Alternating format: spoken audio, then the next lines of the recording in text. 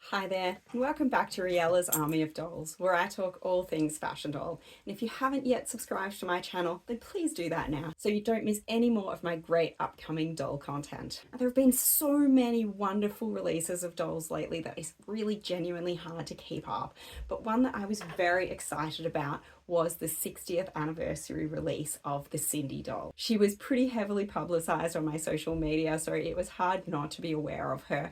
And I genuinely was very excited because Sindy is a doll who's been around for a long time. She's got along the lines of the popularity of Barbie in the UK, and she has gone in and out of production throughout the years and been handballed about by a few different companies. But initially, she was made by Pedigree in 1963. Pedigree had already been around for about 20 years, but at this point, they decided to introduce a 12-inch fashion doll after seeing the great popularity that Barbie had had in the US. At the time, they even considered licensing Barbie for Pedigree in the UK, but after doing some research, they decided that they believed that Barbie didn't appeal as much to a UK audience as this doll. And so Sindy was actually based on the US Tammy doll rather than the US Barbie doll. Sindy was produced for a long time by Pedigree, and she went through a lot of changes in that time. The early Sindys had quite a different body shape from the later Sindys. The most noticeable difference was that the neck joint was at the base rather than below the head. But there were several other differences, and there were other body changes throughout. So that if you're buying a secondhand Sindy, it's hard to be exactly sure which body type you are going to get. Sindy was the most popular toy in the UK for quite some time, and Pedigree continued to release her for many years. However, Sindy made big change and joined the Hasbro company, and they introduced significant changes to her face sculpt and her body and overall design. Generally speaking, those changes were not popular, and she didn't gain the grounds and success that had been hoped, and there was a significant decline in sales. This prompted Sindy to rejoin Pedigree at the end of the 1990s, and there have continued to be relaunches since then. However, she largely drifted out of the popular toy market. So it was very exciting for collectors when in 2020 the Sindy's Collectors Club, with the help of the Kid Kreations company, introduced a series of collector dolls and then play dolls and then this doll for us to love and collect. Other than the Play-Doh line, these have had relatively limited releases and they are pretty hard to get. In Australia, this doll was actually really hard to get. She is £90 in the UK, but the shipping alone was an additional £50 to get her to Australia, and that is a bit of a hit to a collector's wallet. Nonetheless, she's a doll I was willing to pay for, and I am very excited to open up the box and see what she's like on the inside. Although Sindy is best known as a vintage doll, there have actually been quite a few modern re-releases that have reused that authentic pedigree sculpt. In 2014 and 2015, the Robert Tonner Doll Company released a few special releases of the Sindy doll. These are now very popular and hard to find for several reasons. They have that high quality feel and finish that Tonner dolls are so well known for, and they also are very authentic to the original Pedigree Sindy. She has a beautiful face. Mine did lose a couple of eyelashes in shipping, but nonetheless, she has a very beautiful face, and she really does look and feel like a vintage doll. They're also released in fairly small numbers, so there just aren't that many of these dolls to go around between collectors. In 2020, Kid Kreations began to release Sindy dolls with a new and updated body and feel. Their first releases were collector dolls, such as this one here, who is called Dream Date. They have quite a solid feel to them, and they come with really high-end clothing and accessories. If we look at the shoes, we can see that they have a real leather-like finish, and they have real little features, much more like an Integrity Toy doll shoe than a Barbie or an original Sindy doll shoe. These dolls, like the Tonner Sindy, are now extremely hard to find and popular because, again, there weren't that many released, and after that, Kid Kreations went on to make their Playline dolls.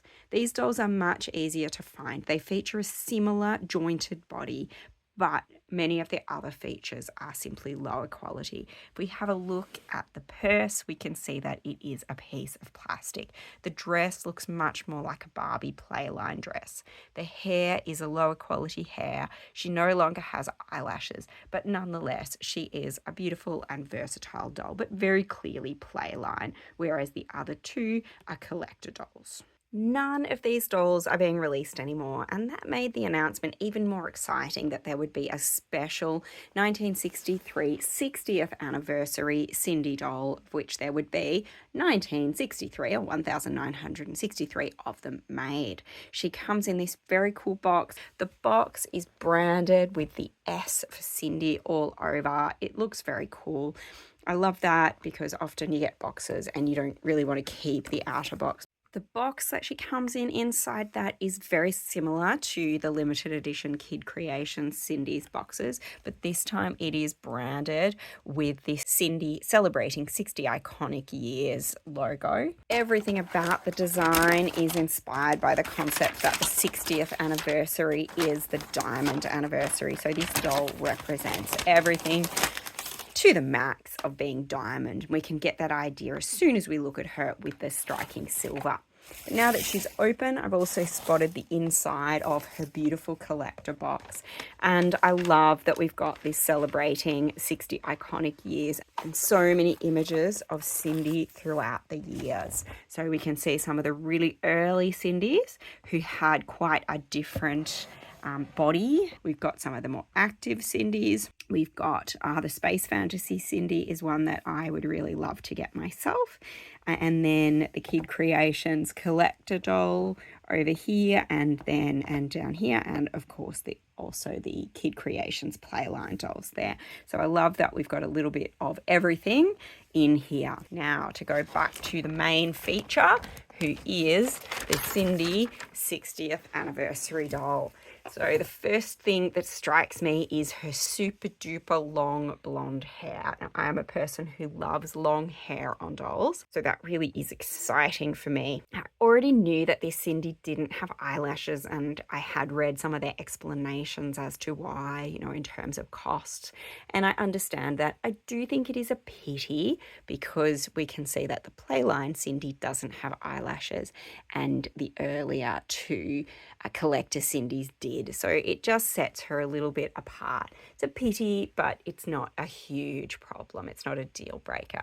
We can see her jointed body and the sparkles to her dress, everything representing that idea of diamonds. We've got a bouffant dress with like a bubble skirt.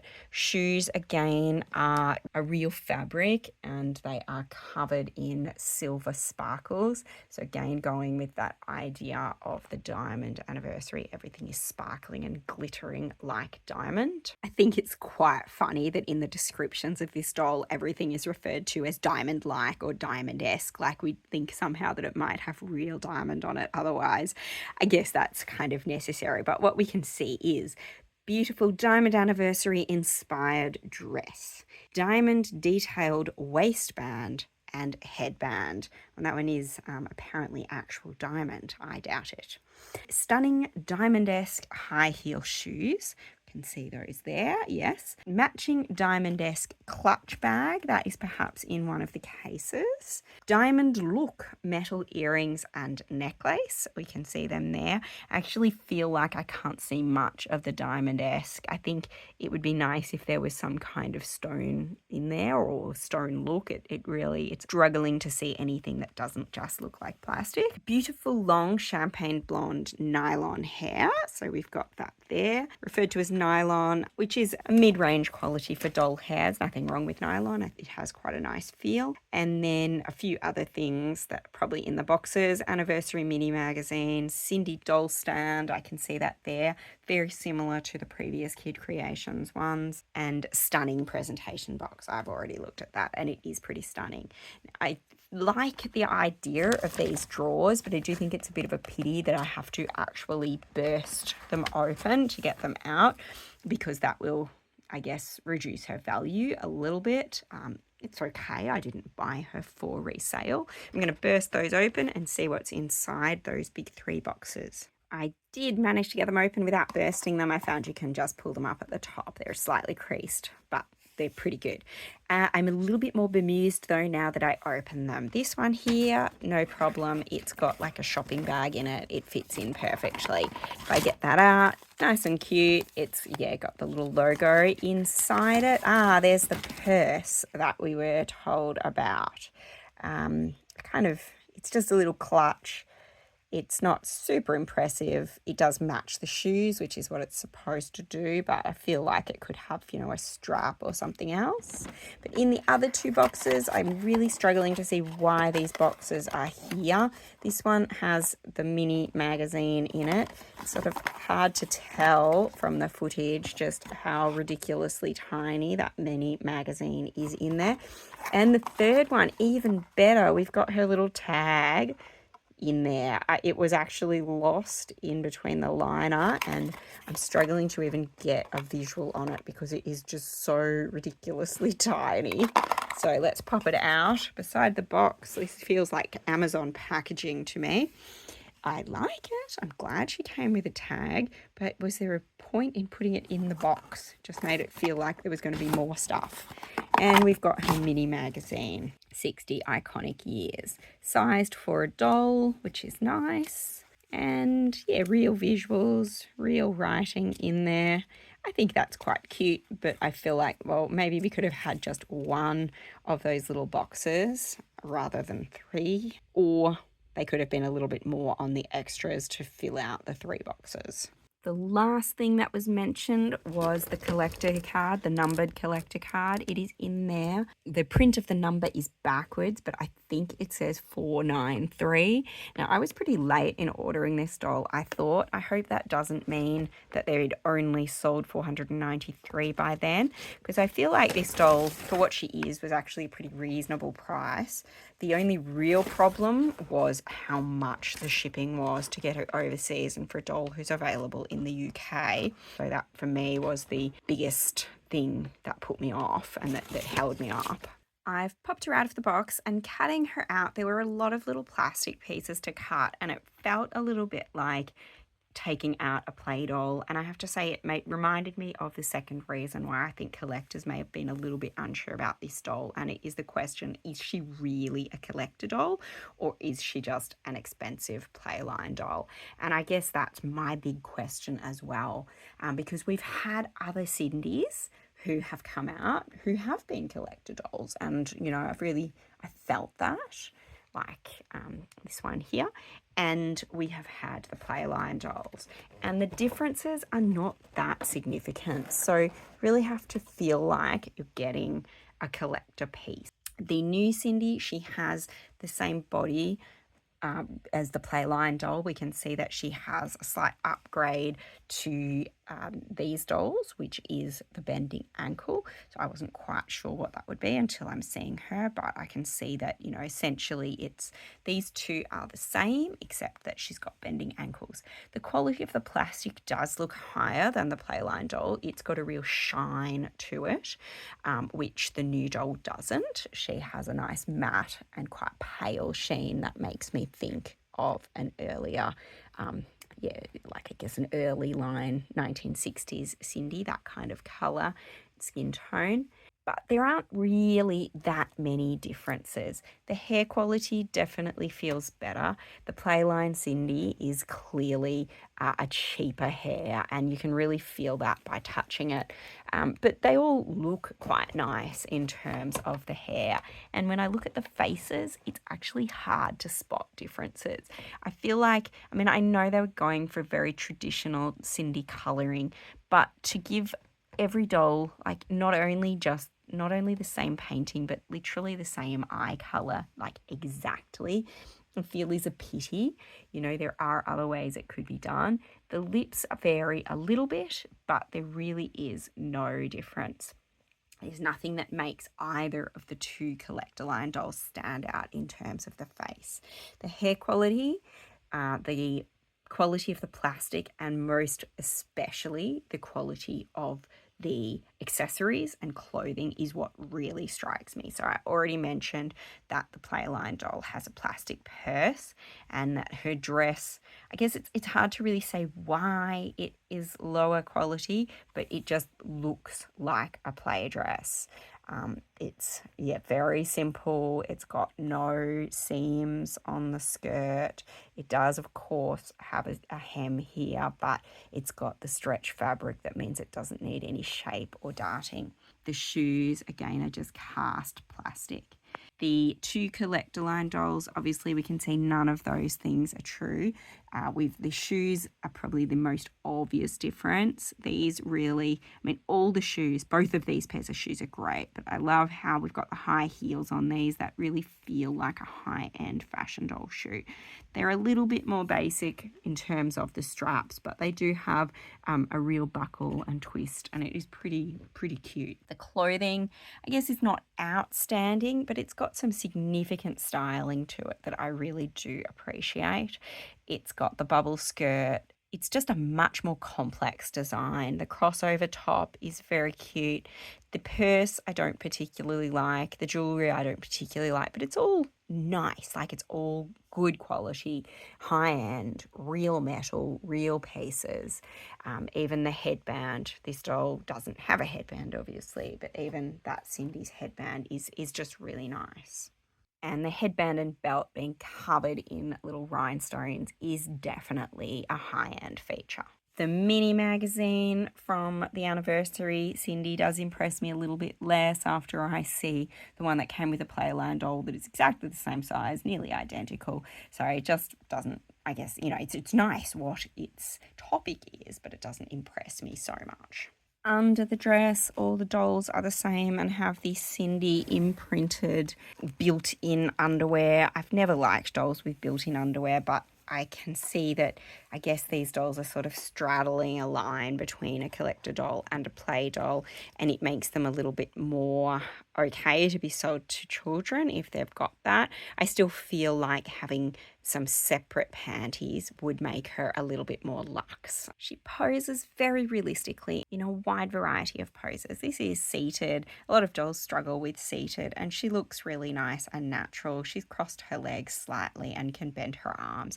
I mean, there's no magic to her posing. She's not ball jointed. There's lots of things she can't do, but I think for any standard pose, she does them really well and she holds them easily.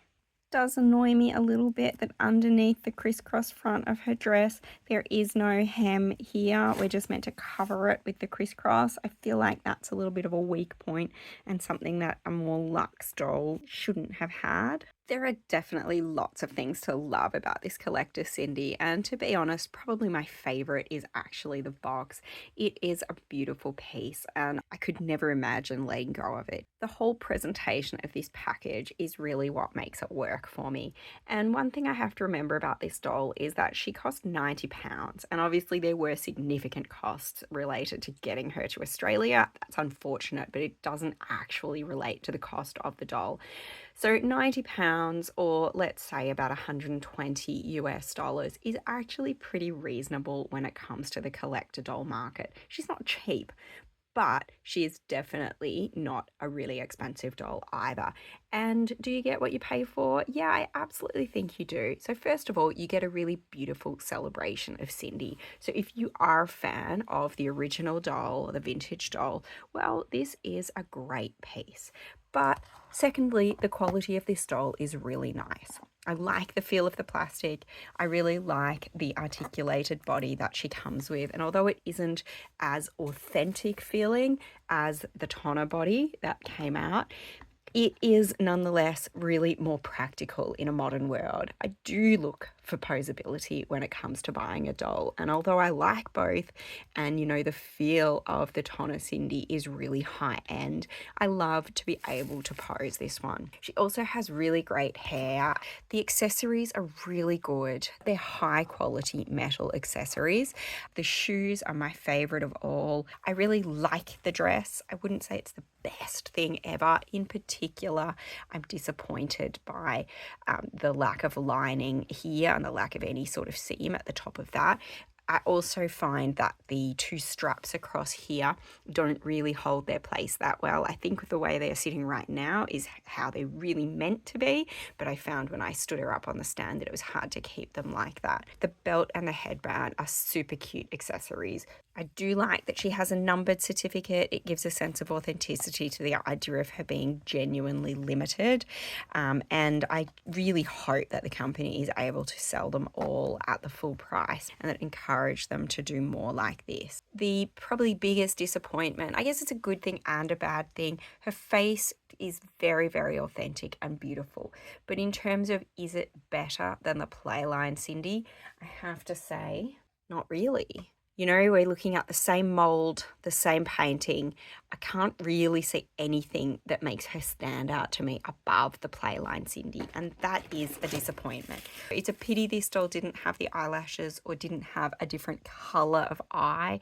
All of them have the exact same grey, and I recognise that with this doll, that suits the diamond, you know, this silver sparkly sheen that the whole doll has, but it isn't something that makes her stand out. This doll fits in beautifully with my other collector Sindys, and although I'm not sure whether I love her, I definitely really like her. There are some great things about her. I love how authentic she is to the original Sindy dolls, as all of these ladies are. The jointed body is a great modernisation, and using the authentic pedigree sculpt just makes her really tick a lot of boxes. The dress is really nicely made, and I love that it is all themed around the idea of that 60th diamond anniversary. It's really fun, it's really cute, and I think it's something that's really easy to remember and say, yeah, that's the 60th anniversary of Sindy, you know. That said, of the 4 of these dolls, she might be my least favourite. I do really love these 3, especially the ice skater. I think she's probably my favourite. They're great dolls, and I do think the 60th anniversary is a great doll as well, but I'm not sure that she's as good because there are just a few reservations I have to her quality that I don't really feel for the others. Nonetheless, I'm really happy to have her. I think it's great that there are more Sindys released and that they are made to be collector quality. That's fantastic. There aren't so many collector dolls being released to the market with, you know, the features of that quality outfit and accessories that we are looking for. So, you know, big tick there. I hope that there will be more Sindy releases. I look forward to them. We shall see. Please make sure that you are subscribed to my channel so you don't miss any of my doll content.